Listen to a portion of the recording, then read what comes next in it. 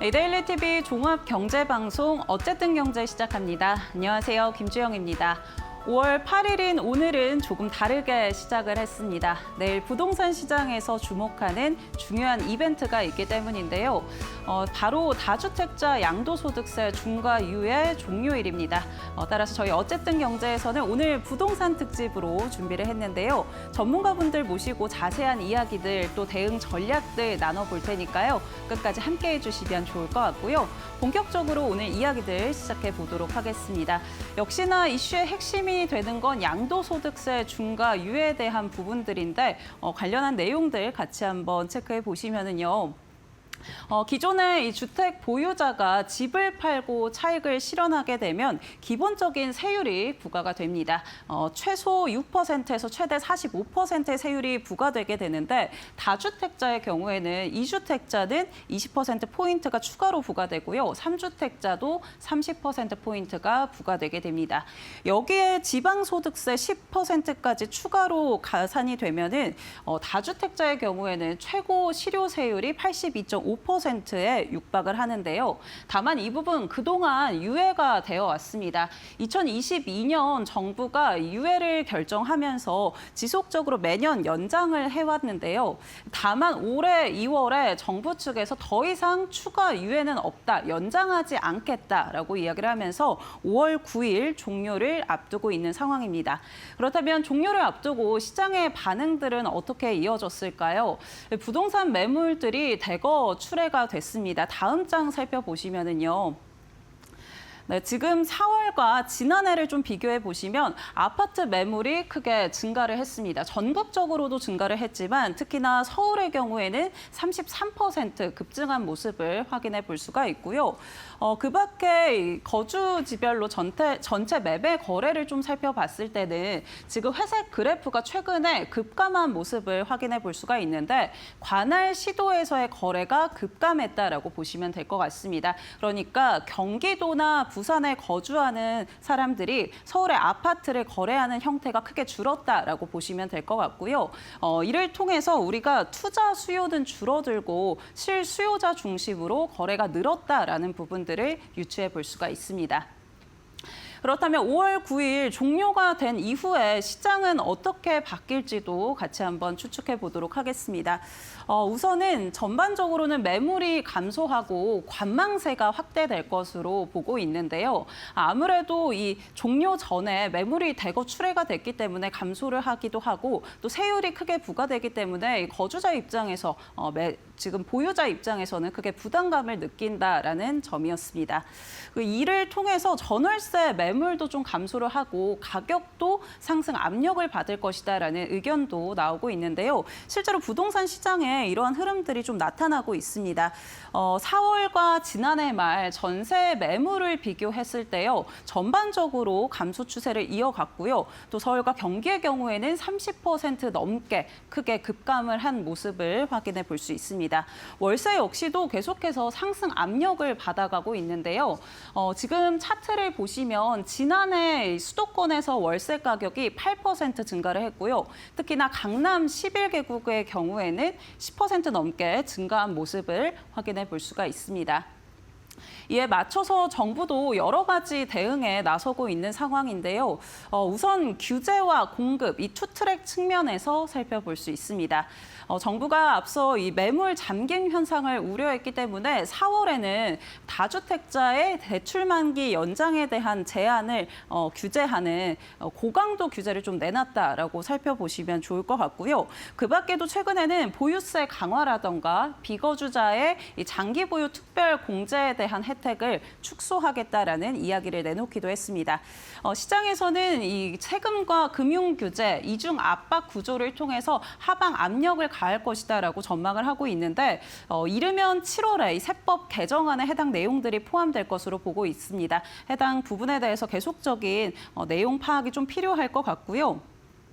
그 밖에 공급 측면에서도 좀 살펴보시면은요, 지난해 9월에 아파트 수도권 공급 계획을 좀 발표하기도 했습니다. 2030년까지 135만 호의 주택 공급 계획을 했고, 추가적으로 후속 조치로는 도심 지역의 공급 확대 방안을 발표하기도 했는데요. 여기에 서울 용산과 경기 과천이 포함되면서 시장의 주목도도 굉장히 높아진 상황입니다. 내일 이제 종료를 앞두고 시장의 반응들 또 앞으로 어떻게 대응해야 될지 여러 가지들을 좀 살펴봐야 될 것 같은데요. 앞으로 이 주택 시장의 방향성을 결정짓는 원년이 올해가 될 것이다라는 이야기들 나오고 있습니다. 관련한 내용들 전문가와 함께 또 유은길 앵커와 함께 좀 더 자세하게 살펴볼 테니까요. 끝까지 함께해 주시기 바라겠습니다.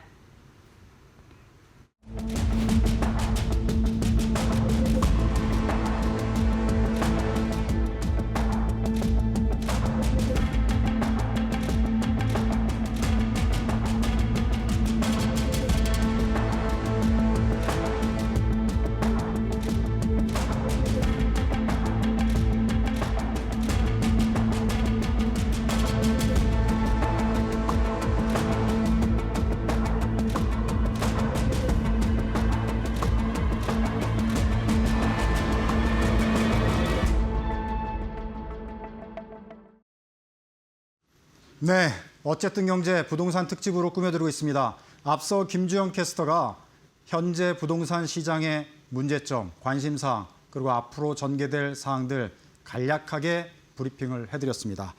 자, 이제 내일 5월 9일 정부가 날짜를 잡았습니다. 다주택자 양도세 중과 유예 종료 시점이 바로 내일이죠. 내일 이후에 부동산 시장이 어떻게 전개될지 모두의 관심이 지금 집중되고 있습니다. 그래서 저희가 특집으로 시장 진단하고 전략 짜드리도록 하겠습니다. 자, 부동산 시장은 다주택자, 부동산을 많이 소유한 분들뿐만 아니라 내 집 마련 수요자들, 그리고 전월세, 세입자분들까지 전 국민 모두가 참여하는 시장입니다. 그러다 보니까 시장 변화에 민감해질 수밖에 없는데요. 내일 이후에 더욱더 시장이 변동이 있을 것 같아서 걱정도 있고 또 일부 기대감도 있습니다. 자, 오늘 집중 진단을 통해서 시청자분들 좀 해안을 얻으셨으면 하는 바람 가져봅니다. 자, 오늘 도움 말씀 위에 전문가 두 분 모셨습니다. 제 기준으로 가장 먼쪽에 한문도 명지대 부동산대학원 교수님 나오셨습니다. 네, 안녕하세요. 네, 안녕하세요. 네, 그리고 그 옆으로 우명재 서울시립대 도시공학과 교수님 나오셨습니다. 안녕하세요. 네, 안녕하십니까. 네. 참고로 오늘 그 진행은 부동산 특집이기 때문에 1시간 동안 두 분께 공통 질문 그리고 전문 분야는 개별 교수님께 또 개별적으로 질문을 드리도록 하겠습니다. 자, 그래서 먼저 공통 질문 먼저 두 분께 드릴 텐데요. 순서대로 이제 한문도 교수님 먼저 말씀해 주시고 이어서 이제 우명재 교수님께서 말씀해 주시면 되겠습니다. 자, 일단 가장 중심 또 궁금한 것이 내일 5월 9일 이후에 부동산 시장 동향 과연 어떻게 될 것이냐. 뭐 전문가분들마다 의견이 좀 갈리고 있어요. 그래서 오늘 두 분도 어떻게 보시는지 5월 9일 내일 이후에 대한민국 부동산 시장 전망하시는 것 말씀을 좀 부탁드리겠습니다. 한 교수님께서 말씀해 주시죠. 네, 일단 뭐 드디어 이제 그 변곡점인 종료일이 다가왔습니다. 유예 종료가 됐고요. 하루 남았는데 끝나고 나면 이제 시장에서 지금 워낙 오랫동안 장독세 중과 유예 종료에 대해서 그 이후에 시장이 어떻게 변할 것인가에 대해서 사실 정답을 내놓지는 않고 있는데요. 네. 저는 이제 제 기준에서 볼 때 당분간은 소강 상태로 갈 것 같습니다. 네. 일단 이 시장에 나타나는 현상으로는 일단 매물 감소가 일어날 수밖에 없겠죠. 왜냐하면 5월 9일까지 매매를 못하신 그 소유자분들께서는 다시 물건을 걷어들일 수밖에 없고 중과를 내면서 팔 수는 없지 않습니까? 네. 그럼 걷어들인 다음에 이제 유동성 확보를 위해서 그러면 예전에 세입자 기간까지 인정하지 않는 초반에는 세입자를 뭐 돈을 2천만 원, 3천만 원 주고 내보내고 네. 우리 주택담보대출을 받고 주택을 구입하는 무주택자 입장에서 6개월 내에 전입을 해야 되는 조건 때문에 집을 비워야 됐습니다. 네. 그런 집들이 아직까지 매매가 안 된 곳도 있거든요. 그럼 이 집들은 끝나는 날과 동시에 유동성의 어떤 조정을 위해서 다시 전세나 월세로 물건이 나올 수밖에 없겠죠. 실제로 데이터로 어제부터 네. 전세 물건이 1월 달에 한 2만 중반대였었거든요. 이게 쭉 빠져가지고 얼마 전까지 10,000원 순대까지 내려왔습니다. 전세 물건이요. 급격하게 줄었는데 어제부터 이제 16,500개로 갑자기 1,500개가 늘었습니다. 그럼 이거는 이제 전세 물건이 드디어 이제 하루밖에 안 남았으니까 이거 안 팔리겠다고 판단한 분들은 전세나 월세로 좀 돌리기 시작한 것 같고요. 중요한 건 이제 그 다음에 이제 가격 부분에서 시장이 어떻게 될 것인가 보면은 매도자 입장에서는 더 내릴 이유가 없어집니다. 지금 상황에서 볼 때. 그게 이제 심리겠죠. 그리고 이왕 못 팔게 됐으니까 전세를 돌릴 거고 나머지 매물을 갖고 있는 분들 입장에서 매물이 감소했네. 내가 굳이 싸게 팔 필요가 있을까? 시장을 좀 봐야겠다고 그대로 갈 겁니다. 중요한 것은 매수자죠.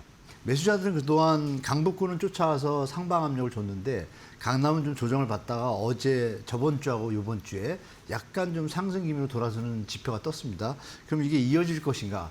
지금 매도가를 던졌는데 그러면 매수자들이 추가적으로 살 것인가 볼 때 그건 좀 쉽지 않은 것 같습니다. 그러면 중저가 주택은 지금까지 쫓아왔잖아요. 그런데 노원구에서 어떤 일이 벌어지고 있냐면 저번 주 한 주 동안에 거래된 물량들 중에 한 7, 80%가 하락거립니다. 급하게 마무리 단계거든요. 그렇다면 매수자와 매도자가 지금 서로 보는 관점이 다른 거죠. 하락된 거는 사고 올라가는 건 좀 안 쫓아가는 겁니다. 그러면 결론은 뭐예요? 둘 다 관망하는 시장이 잠시간 펼쳐질 것이다. 그리고 나서 6.3 지방선거 이때까지 결과를 보면서 시장이 횡보할 것이고 추석 전까지 정부가 특별한 공급에 대한 신호가 없다라면 시장은 들썩일 수밖에 없는 환경입니다. 왜냐하면 5만 가구씩 결혼하니까 지금 물량이 적잖아요. 그럼 당연히 물량이 부족하니까 상방 압력이 존재합니다. 이거를 정부가 어떤 정책이 나오냐에 따라서 또 향방이 좀 바뀔 수 있다. 이렇게 두 가지로 보시면 될 것 같습니다. 네, 일단 한 교수님께서는 단기간 눈치 보기로 시장이 멈춰 있을 거다. 그리고 팔리지 않은 물건들 전세로 많이 나왔다. 이렇게 보시면서 그 6.3 지방선거 이후 또 가을 이후에 시장을 잘 유심히 볼 필요가 있다. 이렇게 뭐 정리를 해볼 수 있을 것 같습니다. 자, 우 교수님께서는 어떻게 시장 전망하십니까? 예, 결국에는 그 집값에 대한 영향이 들 텐데 저는 이 그 유예 종료 전후 좀 시장을 살펴볼 필요가 있고 그다음에 결국에는 이제 도시계획 관점에서 봤을 때 이런 세제 자체보다는 그 시장 구조의 어떤 구조적인 요인 이런 게 더 결정적이다라고 볼 수가 있겠고요. 우리가 이 종료 전 지금까지 상황을 보면은 이게 하위 주택 시장에 따라서 좀 다르게 움직이는 게 좀 포착이 되는데 예를 들어서 이제 강남이란 서초라든가 가천처럼 지난해 가격이 급등했던 지역 그리고 다주택자 보유 비중이 높은 그런 지역들 그리고 주택 가격이 15억 원을 초과하는 그런 지역에서는 주택 가격이 하락했던 그런 움직임을 보이는 반면에 반대로 15억 원 이하 지역 그리고 실수요 기반이 좀 탄탄한 그런 그 강북 지역에서는 좀 다시 상승하는 그런 현상도 좀 포착이 됐어요. 특히 이런 중저가 아파트가 몰려 있는 강북 일부 지역에서는 주간 한 0.2% 상승하는 이런 현상들도 좀 나타났는데 어떻게 보면 좀 모순이죠. 이게 매물이 나오면 떨어져야 되는데 이게 상승했단 말이죠. 근데 이걸 우리가 자세히 살펴보면은 작년에 627 그 대출 규제라든가 지금 이런 양도세 그 중과 유예, 그 다음에 작년 그 대책으로 인한 그 강남권의 어떤 그 수요 매수 차단 이런 것들이 복합적으로 얽히면서 일종의 정교한 풍선 효과 이런 걸로 좀 나타났다. 그래서 이런 것들이 좀 보여주는 게 이런 시장이 정책에 대해서 어떻게 반응하는지 이런 거를 보여주는 흥미로운 그런 거라고 볼 수 있겠고, 요 종료 이유가 이제 중요할 텐데 지금 한 교수님 말씀대로 당분간은 좀 관망세가 이어질 수 있겠지만 결국에는 이런 그 동결 효과 또는 매물 잠김 이걸로 인해서 주택가격 상승 가능성이 상당히 높을 수 있다라고 저는 좀 보고요. 특히 이 다주택자들이 이런 세금 부담으로 인해서 그 호가를 올릴 가능성도 충분히 있다. 또 하나 좀 중요하게 우리가 이후에 영향을 봐야 될 게 이 주택 시장의 양극화가 좀 심화될 가능성이 있다는 얘기입니다. 이런 그 강남이라든가 용산이라든가 여의도 이런 어메니티가 좋은 지역들은 이런 가격 하방 경직성이 상당히 강하기 때문에 이런 매물 잠김 또 신규 공급 부조 이런 게 그 복합적으로 작용하면서 이 가격이 상승할 가능성이 상당히 크고, 또 하나 여기서 나타나는 게 이제 다주택자 매물이 이제 감소하면서 증여로 전환되는. 결국에는 이게 또 어떻게 보면은 그 부의 대물림 현상 이런 거로 좀 연결되고 있기 때문에 그런 양극화가 좀 심화될 가능성도 배제할 수 없다라는 생각이고요. 가장 중요한 거는 전 그 이런 세제는 시장의 어떤 단기적인 변동성에는 좀 영향을 주지만 결국 중장기적인 흐름은 그런 구조적인 요인에 의해서 결정이 될 수밖에 없다. 그래서 올해 같은 경우 이제 구조적 요인들을 보면 경제 성장률이라든가 그다음 가구 수 증가라든가 그다음에 외국인 가구 추이라든가 이런 것들이 계속 상승하고 있고 서울하고 수도권에서는 입주 물량이 감소하고 있기 때문에 전반적인 지표가 주택 가격 상승 방향으로 나아가고 있다 이렇게 볼 수가 있겠고요. 결국에는 이제 세제라는 것은 어떤 시장의 그 보조 수단, 네. 예, 궁극적으로는 이런 공급 확대란 그런 도시계획적인 대응 이런 것들이 이제 중요하다고 볼 수가 있겠습니다. 네. 자, 우리 우 교수님께서 말씀해 주시면 조금 결이 다른 걸 느꼈습니다. 약간 우 교수님께서는 5월 9일 이후에 조금 상승 쪽의 방향이 더 강하게 보인다 이렇게 말씀해 주셨고 양극화, 지역별로 양극화가 또 우려된다 이렇게 말씀해 제가 주셨습니다. 추가적으로 하나 말씀드릴 게 있는데 시장의 내용이요. 우리가 11호 대책이 토지가 어려거나 이런 게 묶였잖아요. 네. 그래서 예전 시장하고 다르게 봐야 할 부분이 한 가지가 있습니다. 뭐냐면 갭 투자가 안 된다는 거예요. 네. 그러니까 이 이름은 실수요자 시장으로 바뀌잖아요. 네. 그래서 교수님 말씀대로 그런 상방 압력이 존재하는데 예전 같은 수준은 안 될 것이다. 네. 뭐 이렇게 좀 말씀드리겠습니다. 상방 압력이 있어도 과거와는 다르다. 네네. 또 좀 한 양상이 좀 교수님께서 다를 것 같습니다. 말씀을 더 네. 주셨습니다. 자, 일단 시장은 이렇게 전망을 해주셨어요. 그러면 세입자분들도 지금 걱정이 많습니다. 전세 시장 씨가 말랐다. 막 이런 기사들 쏟아졌거든요. 5월 9일 내일 이후에 전세 시장 어떻게 될지 한 교수님께서는 전세 매물 지금 어제 많이 나왔다 이렇게 네, 말씀해 주셨는데 앞으로 전월세 시장 어떻게 보시는지 한 교수님께서 먼저 말씀해 주시죠. 우리 서울시의 이제 전세난이 좀 심각한데요. 네. 뭐 수도권도 비슷합니다. 비슷한데 이 양도세 중과 유예 종료로 인해 가지고 매물이 보통 이제 단지마다 보통 이제 6대 3이나 6대 4, 5대 5. 그러니까 이제 매매가 5개면 전세가 5개. 여기서 왔다 갔다 합니다. 전세가 좀 많을 때 있고 이렇게 왔다 갔다 하는데 최근에 서울의 선호단지와 수도권의 좀 선호단지들은 거의 뭐 9대 1이나 9.5대 1 수준입니다. 아니면 100대 10대 0, 10대 0 이 정도예요. 그러니까 이게 뭐냐면 다주택자분들이 전월세를 놓지 않고 다 양도세 중과를 피하기 위해서 다 매물로 돌린 겁니다. 그래서 전세난이 사실 내일까지는 있습니다. 있고 쉽게 안 풀릴 것 같은 상태로 많이 올랐잖아요. 그러면 이제 그동안은 이제 뭐 거주지를 좀 이전한다든지 뭐 이런 식으로 좀 전세난을 막 좀 어려운 식으로 지내왔는데 다행히 물건이 조금 늘어나는 거는 누구나 예측할 수 있고 네. 근데 그 부분에서 가격이 조정이 되느냐는 우리가 지켜봐야겠지만 결정적으로 한 가지가 있습니다. 한 해에 5만 가구 정도가 신혼부부가 발생을 합니다. 서울에. 네. 전국은 20만이고요. 네. 그러면 서울에 5만 가구의 가구 분화가 일어나잖아요. 네. 그럼 그거를 담아줄 수 있는 이 공급이 됐었다라면 전세 가격이 조금 안정되겠지만 아시는 바와 같이 서울 입주 물량이 적습니다. 네. 적다란 얘기는 수요가 많다는 얘기잖아요. 네. 그래서 전세 쪽에 상방 압력은 존재합니다. 그러나 이것이 만약에 정부가 전세뿐이 아니라 매매 공급에 대한 분야 이런 것까지 대책이 나왔다면 어떤 심리를 조금 다운시켜서 조금 뭐라 그럴까요? 좀 이완시켜가지고 전세 가격 폭등을 좀 낮출 수가 있는데 그런 어떤 리스크가 지금 존재한다 하반기에 뭐 네. 이렇게 좀 예측하고 있습니다. 다만 조금 완화될 것이다. 5월 9일 전까지보다는 이후에는 매물들이 좀 나오니까 네. 조금 완화가 되지만 결국은 공급이 안 받쳐주면 시장은 좀 상승의 압박에 좀 시달릴 거다 이렇게 좀 보고 있습니다. 네, 한 교수님께서 약간 우려 섞인 말씀을 해주셨습니다. 자, 우 교수님께서는 어떻게 보십니까? 예, 뭐 결국에는 이제 같은 의견이라고 볼 수가 있는데요. 이 단기간에 해소되기는 쉽지는 않을 것 같은 생각은 들어요. 워낙 이 전월세 난도 그냥 하나의 원인이 아니라 복합적으로 지금 작용을 하고 있기 때문에 가장 큰 이슈가 입주 물량의 네. 급감이죠. 서울 아파트 입주 물량 보면은 과거 10년이 한 3.8만 호 정도. 네. 예, 근데 이제 올해 예상되는 게 한 2.9만 호 정도 크게 그 하락으로 예상이 되기 때문에 절대적으로 물량 자체가 부족한 그런 상황이고 또 이 전세 시장에서 보면은 임대차 입법 이후에 이중 가격 네. 구조, 고착화 그런 것들은 사실 계속해서 지속될 가능성이 있죠. 신규 계약 시점에서 한꺼번에 그 점프되는 이런 패턴이 반복되면서 이런 가격 변동성 또 임차인에 대한 부담 이런 것들은 동시에 커졌다라고 볼 수가 있겠고요. 이제 여기서 아까 처음에 논의했던 그런 양도세 중과 종료, 유예 종료가 됐을 때 이 전월세 시장에 어떤 영향을 줄 거냐. 저는 좀 긍정적이지는 않다라고 보고 있고요.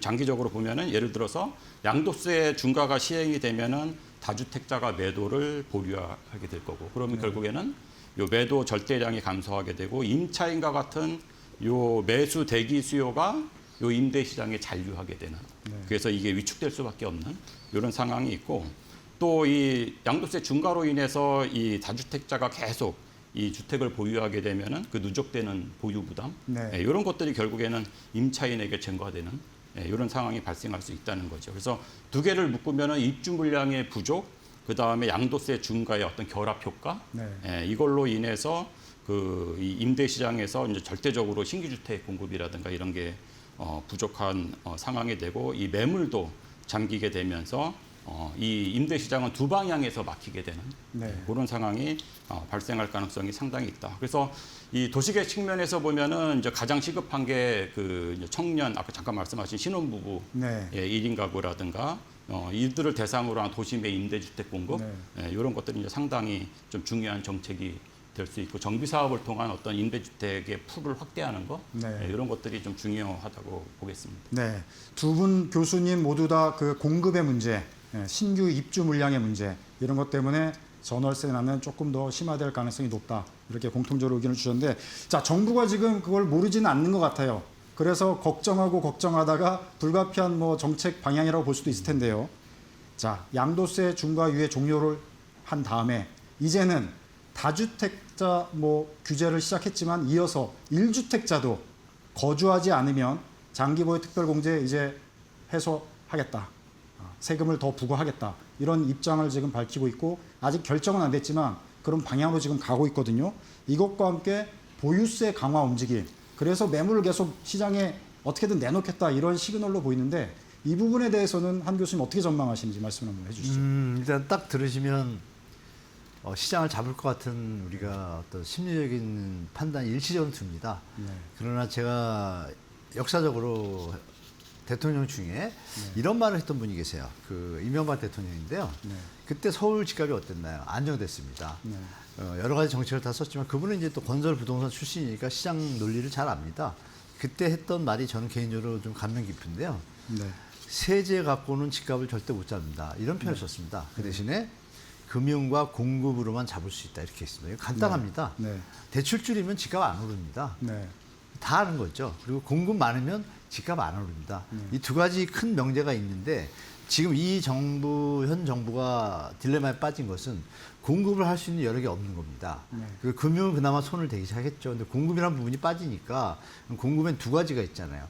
신축을 공급하는 것을 우리는 생각을 하는데 기존 주택을 다주택자가 갖고 있는 걸 내는 것도 공급으로 볼 수 있습니다. 그건 기존 주택 공급이라고 하거든요. 그럼 이 앞으로 올해하고 내년이 우리 2022년도에 그 기준금리 너무 올랐을 때 건설사들이 어려웠잖아요. 그때 착공을 못했습니다. 그게 지금 나타나는 것이고 그 이후에 2003년, 4년도에 지어진 것들은 이제 8년도부터 나옵니다. 그래서 올해하고 내년이 조금 이 입주 물량이 적어요. 이런 부분에서 어떻게 나쁘게 얘기하면 궁여지책, 좋게 얘기하면 기반한 아이디어로 세금으로 기존 주택이 나오게 대책을 던진 겁니다. 그럼 이것이 아까 교수님도 말씀하셨지만 일시적이지만 장기적인 해법은 아닌 거죠. 그럼 다시 돌아오면은 저는 어떻게 생각하냐? 이것까지는 됐다. 그러면 공급에 대한 확실한 신호와 금융에 대한 확실한 신호. 이번에도 사실 중저가 주택이 오른 이유는 다 아시잖아요. 25억짜리는 2억 대출인데 왜 15억 이하는 6억을 대출해 주죠? 안 맞잖아요. 그럼 이거 누가 봐도 보이지 않는 어떤 흐름이 있기 때문에 이런 부분을 정부가 이제 좀 뭐라 그럴까요? 의지와 신념과 철학을 분명히 해서 좌고우면 하지 말고 물론 부동산 PF 때문에 건설사가 어려운 걸 알지만 어떤 게 우선순위인지 빨리 정하고 아니면 구조조정을 빨리 마친 다음에 빨리 분양 공급에 대한 신호를 시장에 확실하게 주면 전 좋을 것 같다는 생각을 좀 말씀드려 봅니다. 네, 우 교수님께서는 지금 정부 정책 방향에 대해서 어떻게 전망하십니까? 결국에는 그 이제 보유세랑 그 장특 공제에 대한 내용인데 뭐 기본적으로 그 방향성 자체는 저는 뭐 동의를 해요. 동의를 하는 입장인데 되게 부작용도 있을 수 있다. 그래서 되게 섬세한 그런 설계가 좀 필요한데 그 뭐 이론적으로 보면은 그 취득세, 양도세 같은 이제 거래 단계 세금은 거래 위축이랑 동결 효과 이런 걸 가져오는 반면에 뭐 보유세 강화 같은 경우에는 그 뭐 투기 수요 감소라든가 고가 주택 같은 경우에는 어떤 조세 형평성, 그리고 세제 그 세수 확보 여러 가지 뭐 장점이 있기는 있습니다. 근데 이제 부작용 같은 경우는 요 종부세 같은 경우가 이제 주택 수에 따라 또 이 중과세 네. 누진적으로 세율이 적용되기 때문에 그 임차인에게 전가되는 그런 상황이 좀 발생을 할 수가 있고 결국에는 이제 다주택자들이 똘똘한 한 채에 좀 집중하는 그런 현상들 그리고 1주택자 은퇴자들의 어떤 그런 부담 그런 거는 결국 전체적으로 이제 사회적 부담이 될 수 있기 때문에 좀 섬세한 그런 그 설계가 필요하다라고 볼 수가 있겠고요. 요 장기 보유 특별 공제 같은 경우에는 결국에는 이제 실거주자 중심의 주택 시장을 유도하겠다 그런 방향인데 뭐 틀린 말은 아니에요. 틀린 말은 아닌데 여기도 되게 여러 가지 우리가 좀 고려해야 될 사항들이 있다는 얘기죠. 예를 들면 이제 거주 요건이 강화되면은 직장 이동이라든가 자녀 교육이라든가 네. 이런 걸로 인해서 이제 비주거 상태가 되는 경우가 있을 수 있는데 네. 그 경우에 공제 혜택을 받지 못하기 때문에 그 갈아타기 수요가 위축되는 그러면서 결국 매매 시장 그 거래 감소로 이어질 수 있는 그런 상황이 있고 아까 말씀드린 이제 똘똘한 한 채 이거는 이제 강화될 수밖에 없는 그런 상황이고 또 이 실거주해야 공제 혜택을 받기 때문에 그런 경우들이 있어요. 일시적으로 거주를 못하게 되는 게 출장이라든가 어떤 해외 거주라든가 이제 그런 경우 공실로 남겨두게 되는 거죠. 그런 혜택을 위해서. 그렇게 되면 임대 공급의 일부도 줄을 수 있기 때문에 전월세 시장도 좀 위축될 수 있는 그런 여러 가지 좀 부작용 그런 것도 있을 수 있다. 그래서 결국에는 아까 뭐 한 교수님도 말씀하셨지만은 그 작년부터 정부에서 뭐 97 대책이라든가 129 대책이라든가 도심 공급, 도심의 주택 공급 이런 공급 정책이 같이 엮여서 설계가 돼야지 그리고 세제로만 우리가 의존할 경우에는 정부에서 생각하고 있는 그런 효과는 나타나지 않을 수도 있다. 네. 그렇게 봅니다. 제가 초원 좀 하는데 한 가지 우리가 좀 주지할 거는 있는 것 같습니다. 뭐냐면 이 장특 공제가 지금 다 하는 게 아니라 이게 10여 기간은 일단 공제가 양도세가 비과세니까 해당이 안 되고 우리나라 전체 주택의 한 80에서 90%가 10여 기가입니다. 서울에 집중하다 보니까 그런데 그러면 이제 일부인 거고 정부가 지금 가는 방향에서 비거주를 좀 타겟으로 하고 있잖아요. 그럼 비거주 분들이 양도 차익을 장특 공제를 받으면 80% 감면이잖아요. 이해할 수 있는데 우리가 이건 한 가지 말씀드리고 싶어요. 제가 그 1년에 우리 그 근로자들이 버는 급여 총액을 갖다가 내는 세금을 세액으로 나누면 세율이 나오잖아요. 그게 작년 기준으로 9.2%입니다. 근로자들. 물론 근로자들도 10여 양도세 비과세처럼 몇 천만 원 이하는 비과세가 또 있잖아요. 그런 거 다 통합해가지고 말씀드리면 9.2%고요. 사업자들은 10.8% 냅니다.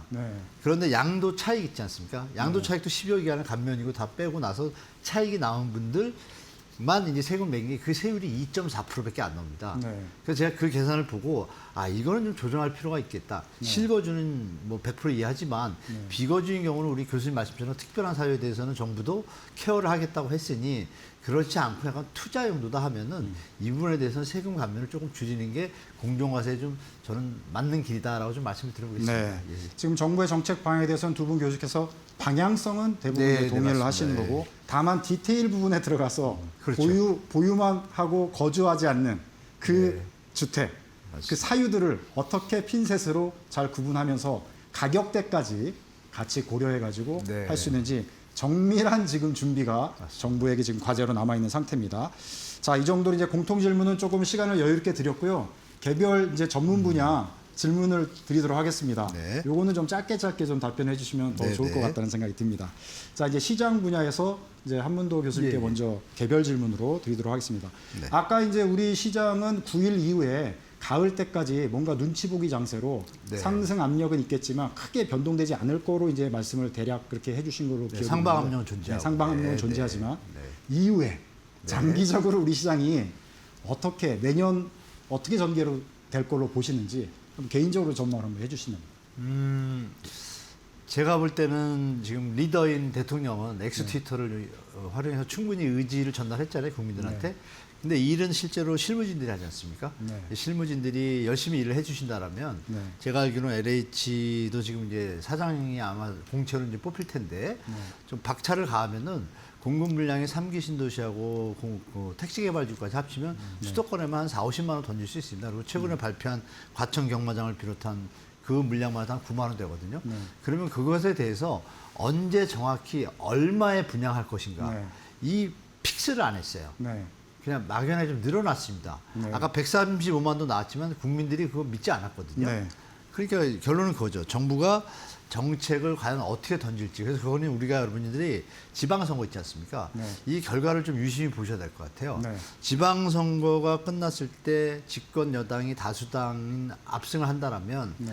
지금 국토부나 이쪽에서 추진하는 서울 수도권의 일대의 어떤 주택 공급 정책은 지자체가 동의하거나 협력하지 않으면 진도가 어렵거든요. 네. 이런 결과가 연결됩니다. 그래서 압승 결과가 나오면은 제가 볼 땐 박차를 가할 것 같아요. 네. 그랬을 경우에는 연말 전에 특히 추석 전으로 네. 아마 공급이나 앞으로의 어떤 정책에 대해서 색깔을 분명히 할 겁니다. 네. 이 이후에 시장이 이거에 따라 움직일 거라고 저는 보고 있어요. 그래서 네.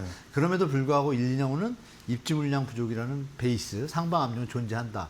이걸 과연 정부가 MB 때처럼 네. 그때도 입지 물량은 더 적었습니다. 18,000원이었어요. 네. 근데 집값이 안정됐거든요. 네. 그 이유는 뭐냐면 시장에서 정부가 강남 세곡동에 평당 3천만 원 할 때 1,500에 분양을 했습니다. 1,200, 1,300. 네. 그러면 내가 4, 5년 기다려서 강남의 집을 굳이 지금 10억 주고 안 사고 그 당시 10억이었어요. 국형이. 5억, 6억에 분양하는 걸 기다리고 있잖아요. 네. 그럼 수요가 분산되거든요. 그럼 시장이 안정되거든요. 이런 정책을 과연 정부가 던질지는 사실 미지수지만 여러분들이 그걸 보시고 나서 시장에 대처하시는 게 제일 현명하실 것 같습니다. 네. 장기적인 전망은 현 정부의 정책 방향에 따라 결정된다. 네, 올해 안에 나오는 것들, 세워지는 예, 정책들. 맞습니다. 예. 그 중에서 또 이제 LH 수장 또 말씀해 주셨어요. 실무적인 네, 정책을 맞습니다. 펼치고 주택 공급에 관련되는 지자체장들 이런 네, 부분이 맞습니다. 상당히 이게 되게 중요한 중요합니다. 변수다. 네, 맞습니다. 그러니까 이제 공급의 문제인데 그건 좀 이따가 다시 또 우 교수님께 여쭤보도록 네. 하고요. 자, 그러면 이 시점에서 내 집 마련을 준비 중이신 분이나 또 현재 세입자로 네. 전세 사시는 분, 월세 사시는 분 지금 걱정이 정말 태산 같다고 그럽니다. 주위에서 네. 얘기를 들으면. 어떤 전략들을 가지고 임하면 좋다고 보시나요? 일단 말씀 올린 것처럼 정부 정책이 아마 7월에 일단 세제 개편안이 네. 나오지 않습니까? 이게 이제 뭐 재정부 재정기획부 통하고 이제 시간이 걸리겠지만 앞으로의 시장의 어떤 세금 제도에 대한 그림이 나올 것이고 네. 두 번째로 말씀 올린 것처럼 추석 전으로 분명히 아마 대책이 나올 것 같아요. 네. 왜? 지방선거가 끝나고 나면 색깔이 나오지 않습니까? 그럼 네. 지자체에 협조할 수 있는 부분이 있고 최근에 이 공급 확대를 위한 제가 알기로는 18개 법안이 작년에 준비가 됐는데 그중에 3분의 1도 통과를 못했습니다. 일단 이번에 3월 말 국회하고 이번 국회 때 안이 많이 올라왔는데 좀 통과가 됐어요. 한 반 정도. 나머지 반 정도가 압승을 거두면 또 통과되는 시간이 좀 당겨질 거고 그렇다면 구체적이고 실현 가능한 대책들이 이제 나열될 것 같아요. 그 가을 전으로. 네. 그럼 우리 무주택자분들은 뭐죠? 그걸 확인하고 네. 시장에 접하셔도 크게 늦지 않을 것 같다. 말씀드린 것처럼 추석 전까지는 상방의 압력이 있어도 제한적일 거고 네. 하방 압력도 제한적이라고 보기 때문에 정부 정책을 일단 보고 그럼 두 번째는 청약 전략을 잘 세우시는 겁니다. 내가 지대 이론이라고 하죠. 출퇴근하는 비용과 교육 이런 거 다 따지지만 애기들이 어리다라면 신도시에 살아도 큰 문제가 없고 고등학교 돼야 이제 서울을 막 생각하지 않습니까? 이런 타임 스케줄 잘 잡으시면 3기 시도시에서 10년, 20년 사시다가 넘어올 수가 있잖아요. 네. 그럼 현재 청약 물량들이 많이 나오거든요. 네. 그러면 그 물량 나오는 스케줄 타임을 보시고 우리 아이들의 나이와 비교하시면 전략이 잡히거든요. 네. 근데 분양가가 시세보다 저렴합니다. 근데 이게 입주가 3년, 4년 안에 되니까 그런 걸 한번 개선하고 1번 청약을 가시고 아까 말씀드린 그 정책 그리고 두 번째 마지막에 이제 기존주택이죠. 기존주택에 대해서는 이겁니다. 만나 싸다 비싸다 하다 보면 집은 못 삽니다. 근데 제가 능력이 만약에 지금 살 능력이 돼요. 그러면 집값이 내려가든 올라가든 사도 됩니다. 이왕이면 저렴할 때 사면 되지만 좌고 우면하다가 세월만 가는 경우가 많습니다. 그러지 마시고 무조건 사시는데 그 기준이 있죠. 자기 소득 그러니까 버는 돈에 DSR 40%라고 하잖아요, 우리가. 자기 소득을 넘어서는 그러니까 40% 정도 원금과 이자를 내는데 50%가 되면 변동성이 있고 리스크가 발생합니다. 집값이 오르거나 내릴 때 심리적으로도 멘탈이 나가고요. 이 부분을 관리하려면 40% 이하면 언제든지 미래를 위해서 집을 사셔서 가족들과 열심히 사시는 게 맞는 거고 그리고 오버가 된다고 하면 신중하게 검토해야 되죠. 요 두 가지만 지키시면 제가 볼 때는 대처하시는데 크게 문제는 없다고 좀 말씀드리겠습니다. 네. 자, 내 집 마련 준비 중이신 분들은 너무 시장에 예민하게 반응하시기보다는 자금 여력이 좀 있고 네. 대출 감당할 수 있는 능력이 된다면 내 집 마련 추가적으로 요즘도 이런 얘기가 있습니다. 뭐 이따겠죠. 요새 주식 수익률이 높다 보니까 네. 젊은 층에서 주식 수익률이 앞으로 10년 안에 더 높을까? 네. 부동산 수익률이 높을까를 준비하고 있대요. 네. 이런 것도 한번 계산할 필요가 있는 것 같습니다. 네. 그렇지 않아도 제가 그 주식시장 연구원에서 지금 한 교수님께 질문 드리려고 하는데요. 네, 나중에 말씀 주시면 다 네, 드리겠습니다. 지금 이제 질문 드리려고 그래요. 네네네. 지금 주식 시장이 굉장히 좋지 않습니까? 화랑이지 않습니까? 네, 맞습니다. 특히 이제 젊은 분들 중심으로 주식 투자하신 분들이 많아요. 여기서 이제 수익을 거둘 가능성이 높아지거든요. 그래서 거뒀죠, 주식의 벌써. 네. 재테크 성공자들이 네. 부동산 시장으로 대거 또 참여하는 거 아니냐. 또 네. 이런 우려의 또 목소리들이 있어요. 우려가 아니라 그건 이제 팩트입니다. 네. 실제로 참여하고 계시고 네. 뭐 SK 하이닉스 15만 원, 30만 원에 뭐 몇백 개 사신 분들은 지금 뭐몇 억을 보셨거든요. 네. 그러면 그분들은 사실 무주택자였다고 가정하면 네. 지금 주택 마련에 나설 수밖에 없죠. 네. 왜냐하면 집값은 항상 오른다는 어떤 트라우마가 있기 때문에 그분들 실제로 움직이고 있습니다. 네. 이 움직이는데 반면에 6070들이 그럼 집을 팔았잖아요. 그분들한테 그분들은 또 그 돈을 들고 또 주식시장으로 들어오고 있어요. 네. 그래서 이게 서로 상세가 돼가지고 주택시장에는 어떤 상세다는 효과가 있기 때문에 우리가 주식시장 예전에 그런 얘기 있잖아요. 네. 비트코인 막 올랐을 때 네. 비트코인 팔아가지고 주식시장 다 온다 그랬잖아요. 저 집 산다 그랬잖아요. 근데 그때 비트코인 가진 사람들이 뭐라 했냐면 아이고 비트코인 수익률이 더 좋아요 이러면서 아예 다른 얘기를 했다는 얘기죠. 그러면 그 얘기는 뭐냐면 지금 말씀을 일부는 그렇게 움직이고 있지만 전체 시장을 흔들 정도는 아니다. 뭐 이렇게 말씀을 드리겠습니다. 네. 그래서 한 교수님께서는 주식에 번 돈을 부동산으로 옮겨서 뭐 부동산이 급등하는 이런 현상은 발생하지 않고 네, 네. 양쪽이 왔다 갔다 하기 때문에 네, 맞습니다. 큰 우려할 사항은 아니다. 네, 네. 이렇게 견해를 밝혀주셨습니다. 자, 시간 되면 이따가 다시 또 이제 여쭤보도록 하고요. 네. 이제 우 교수님께 개별 질문 드리도록 하겠습니다. 지금 주택 공급 문제가 가장 심각한 문제 아니겠습니까? 계속 이건 공이 두 교수님께서 신규 물량들이 부족하기 때문에 뭐 상방 압력, 가격뿐만 아니라 전월세 난도 심각한데 이 주택 공급을 어떤 방향으로 해결해 가야 될지 우 교수님께서 어떤 견해를 갖고 계십니까? 뭐 이렇게 그 이제 수도권에서도 이 주택 하위 시장에 따라서 서울하고 뭐 경기, 인천 상황이 다를 수 있는데 이제 주체도 다르고요. 네. 이제 그 이 수도권의 주택 가격을 끌어올리는 동인이 사실은 네. 서울에 있기 때문에 서울 주택난이 무엇보다 좀 심하다. 네. 예, 그리고 되게 중요하다라고 볼 수 있는데 원인은 뭐 명확하죠. 서울 같은 경우에는 가용 택지가 절대적으로 부족한. 그래서 이미 그 서울은 시가화율이 상당히 높기 때문에 새로 대규모 택지 개발을 할 수 있는 그런 땅이 원천적으로 없다라고 볼 수가 있겠고 그렇다면 우리가 가능한 게 정비 사업인데 그렇죠? 네. 예, 정비 사업 같은 경우도 이 정비 사업을 추진할 때 멸실은 즉각적으로 발생하지만 여기 새로 그 입주가 들어가려면 5년에서 10년이 또 걸릴 수 있는 그런 시차의 문제 이런 게 있기 때문에 이 정비 사업도 그 뭐 정권이 바뀌건 간에 꾸준히 우리가 그 좀 추진해 나가는, 지원해 나가는 그런 정책이 필요하다고 볼 수가 있겠고요. 그다음에 또 중요한 게 수요 공급의 입지 불일치인데 네. 아까 한 교수님이 그 뭐 자녀 교육이라든가 어떤 생애 주기 이런 거를 말씀하셨는데 그렇게 움직여야 맞는데 네. 실제로 사람들은 그 사고 싶은 데가 있잖아요. 네. 그렇죠? 예, 그런 입지가 좋고 직주 근접되어 있는 강남이라든가 여의도라든가 그렇죠?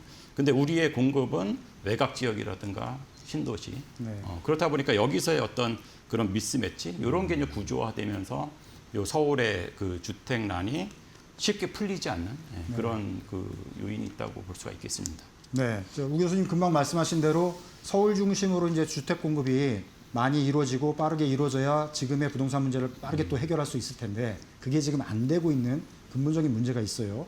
그러면 서울 중심의 주택 공급을 어떻게 하면 빨리 할 수 있는지 뭐 정치권에서는 뭐 여러 정책 얘기하고 방향을 얘기하는데 실제 속도가 빨라진 적을 한 번도 느낀 적이 없거든요. 교수님께서 방향을 제시해 주신다면 어떤 방향을 좀 제시해 주실 수 있을까요? 예, 뭐 아까 그 주택난에서 말씀드렸던 공급할 때 우리가 할 수 있는 게 새로 개발을 하거나 이제 정비 사업이란 말이죠.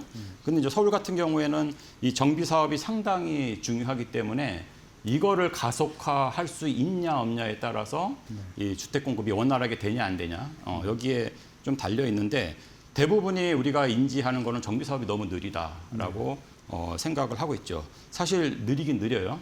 느린데 우리가 좀 자세히 들여다 보면은 이 정비 사업에서 속도가 느려지는 곳이 구역 지정에서 느려지는 게 아니라 구역 지정은 지금 뭐 신속 통합 기획이라든가 이런 제도를 많이 지정돼 있어요.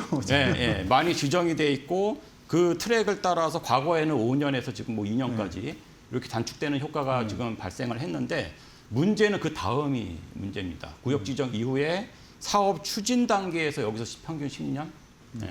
그 이유가 뭐냐면 이제 사업 사업 시행 인가라든가 관리 처분 인가라든가 그런 자치구 단위에서의 어떤 그 인허가 과정, 그다음에 주민 간의 이해관계, 그렇죠? 그래서 충돌, 그다음에 지금 뭐 최근에 우리가 느끼고 있는 공사비 상승이라든가 여러 가지 또 정책 환경 변화, 이 선거 때마다 달라지는 이런 것들로 인해서 사업 지연이 너무 많이 일어나기 있기 때문에 이런 것들을 좀 줄일 수 있는, 그래서 뭐 서울시 같은 경우는 예를 들어서 신속통합기획 2.0 이거를 통해서 구역 지정 이후에 좀 앞당기는 그런 정책을 지금 추진을 하고 있기 때문에 그 뭐 효과가 뭐 그 가시적으로 나타나지 않을까 이런 기대는 가지고 있습니다. 그리고 그 나머지 땅들 실제로 우리가 이렇게 자세히 살펴보면은 저이용되는 땅들이 상당히 많아요. 그 노공공 임대주택 뭐 재건축 단지라든가 아니면 노후청사, 그렇죠?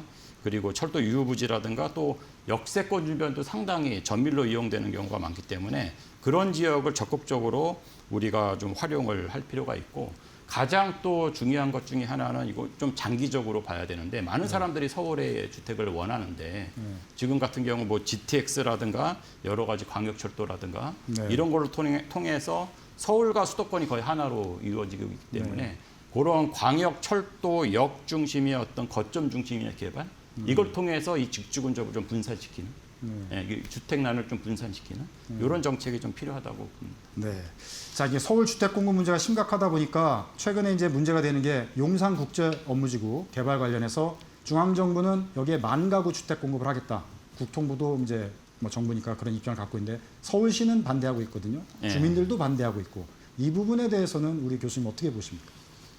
이거는 되게 좀 중요한 사안일 수 있는데 그 주거를 얼마나 넣을 것이냐가 지금 많이 이슈인데 그거보다 중요한 게 요 용산을 어떤 도시로 만들 것인가에 대한 그 비전 확정, 그게 중요할 수 있는데, 첫 번째로 이 용산 국제업무지구의 위상을 좀 정립을 할 필요가 있습니다.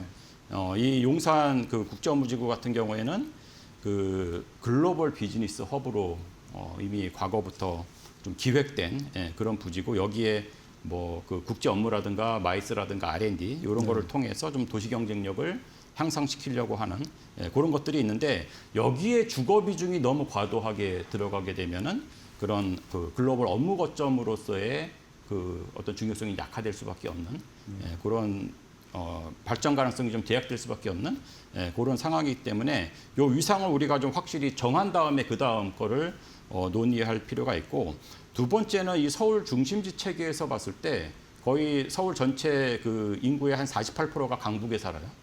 근데 이 강북에 있는 중심지 종사자 비율 같은 경우에는 13.5%. 반면에 그 강남 같은 경우는 25.9% 차지하거든요. 거의 강북의 반밖에 없다는 얘기죠. 그로 인해서 나타나는 직주 불균형이라든가 어떤 통근이라든가 여러 가지 균형 발전 이슈, 이 서울 안에서의 그런 것도 우리가 좀 같이 봐야 되기 때문에 이런 장기적인 관점에서 접근할 필요가 있고, 주택 공급도 되게 중요한 이슈지만 이 주택도 도시 안에 있는 하나의 부분입니다. 그래서 이 좀 도시계획 차원에서 우리가 좀 장기적인 감목을 갖고 좀 접근할 필요가 있다라고 보겠습니다. 아무래도 이제 도시공학, 도시계획 쪽 전공이시라서 제가 궁금해서 여쭤보는데, 동대문 DDP 같은 경우에 일부 뭐 정치권에서는 새로 개발을 해야 된다. K-팝 돔으로 만들어야 된다. 이런 방향도 제시하고 있는데, 이 DDP가 좀 활용도가 낮긴 낮아요, 지금. 이쪽 지역의 어떤 개발 청산이랄까, 도시계획은 어떻게 가는 게 좋을까요? 저는 뭐 그 뉴스를 좀 접하고 나서 상당히 좀 놀랐습니다. 전혀 생각지 않았던 그런 뉴스였는데, 요 DDP 해체론 같은 경우는 저 개인적인 입장으로는 매우 신중한 그런 입장을 좀 견지하고 있는데, 요 DDP는 단순한 그런 건축물 요게 아니라 이 서울이라는 그런 도시의 글로벌 브랜드다. 그런 자산으로 우리가 좀 평가를 하고 있기 때문에 이 어떤 거기 대안으로 나오는 게 K-팝 돔구장 이런 거잖아요. 그거를 대체하는 그런 대안은 아니다라고 보고, 요 DDP 같은 경우는 그 지금 작고하신 자하 하디드 이 건축가가 그 건축가의 작품이고 이제 세계적인 아이콘으로 알려져 있는데, 이게 14년에 지금 준공이 됐고 16년에 자꾸 하셨단 말이에요. 네. 근데 지금 그거를 다시 또 이렇게 해체해서 다른 걸로 한다? 제가 봤을 때는 국제적으로도 꽤 그 좀 욕을 먹을 수 있는 그런 거라고 좀 보고 있고요. 네. 그런 측면에서 좀 신중하게 접근해야 되고, 요 K-팝 농구장은 되게 중요해요. 네. 서울에 지금 이 한류가 이렇게 급성장하고 있는 상황에서 네. 3만석을 좀 수용할 수 있는 이게 없다는 게 되게 저는 동감을 하고요. 그 대신 되게 다양한 대안들이 있지 않습니까?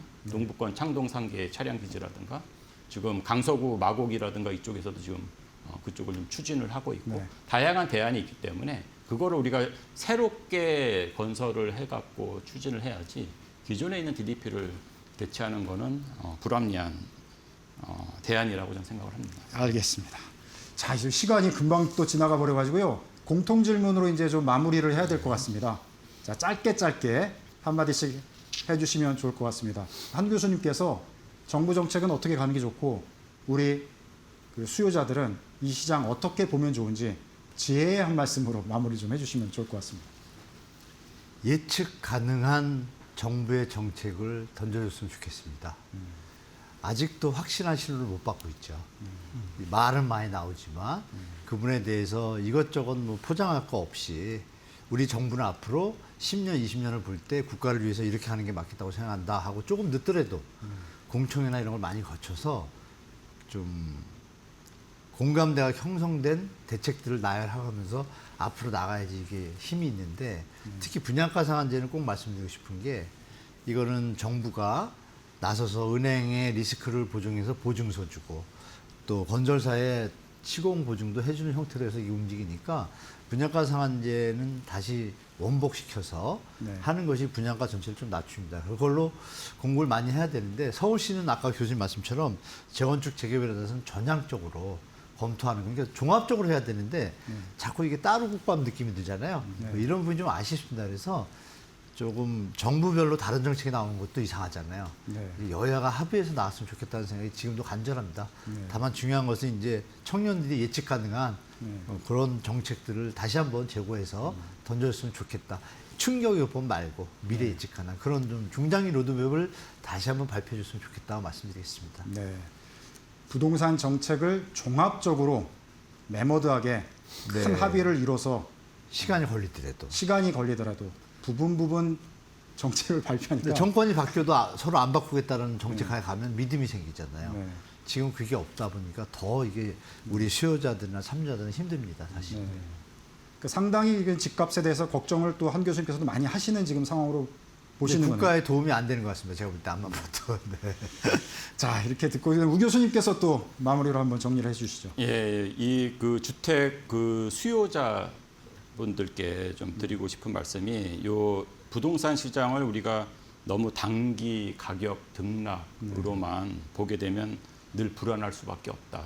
그래서 이 부동산 자체도 도시의 한 일부이기 때문에 그런 주택 시장에 뭐 언제 들어간다 이런 거를 좀 고려하실 때 단기 정책 변화에 좀 일희일비하기 보다는 그 이제 예를 들어 서울이라면은 서울의 어떤 도시계획 방향, 그다음에 광역교통의 그 입지, 네. 산업의 방향 이런 좀 거시적인 걸 같이 읽으셔야 될 것 같고요.